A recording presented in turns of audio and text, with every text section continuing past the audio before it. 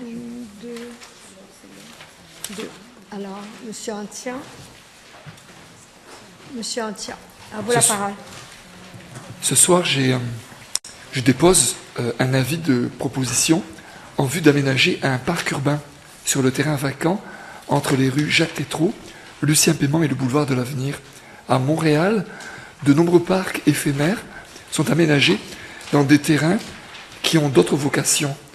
Mes concitoyens et moi croyons que ce site central de notre ville a toutes les qualités nécessaires pour devenir digne des plus grands parcs urbains de ce monde. La triangulation des sites phares de Laval, le métro Montmorency, le cégep Montmorency, le collège Le Tendre, la future place Belle et les résidences à proximité, font de ce lieu un espace de rencontre et de cohésion sociale hors pair. Un milieu urbain, le parc est un excellent outil pour agrémenter le paysage et représenter le caractère naturel de notre ville. Ce triple espace, animé par le parc, permettra aux différentes générations de se côtoyer et de favoriser les rencontres interculturelles. Ce lieu aménagé pourra permettre aux citoyens de lancer des initiatives, de se rencontrer et d'admirer le caractère urbain du centre. Pour préparer la discussion du mois prochain, je vous lis la résolution.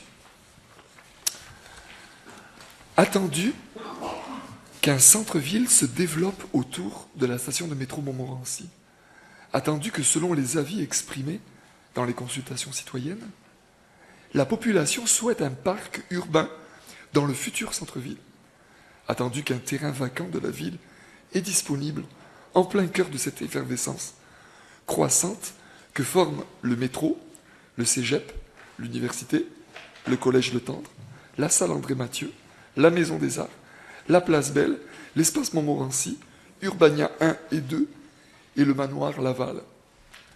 Attendu que ce quadrilatère attire et retient plus de 55 000 personnes par jour, attendu qu'il y a une urgence à rendre disponibles des espaces verts pour repousser les îlots de chaleur avant que le futur centre-ville ne soit complètement couvert de béton et d'asphalte, attendu qu'un centre-ville sans parc accessible à pied manque ses objectifs urbanistiques, attendu que d'après les meilleures pratiques urbanistiques observables à travers le monde, un espace public doit obligatoirement rencontrer les critères suivants: autocongestion, ce qui attire la foule, c'est la foule, possibilité d'assises, ces places se situent sur des avenues majeures, près d'un arrêt de bus ou d'une station de métro, occupant le front d'un îlot et ayant un grand flux de piétons.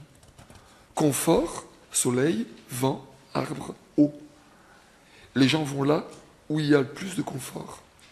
Alimentation, beaucoup d'offres alimentaires, par des vendeurs ayant un petit kiosque léger. Triangulation. À l'aide de certaines stimulations externes, les gens partageant par hasard le même espace se mettent à se communiquer comme s'ils se connaissaient déjà. Il est proposé que le conseil de ville mandate le département d'aménagement et les services concernés afin de mettre sur pied un projet pilote qui permettra d'aménager le terrain vacant entre les rues Lucien Paiement, Jacques-Tétrault et le boulevard de l'Avenir en un parc urbain.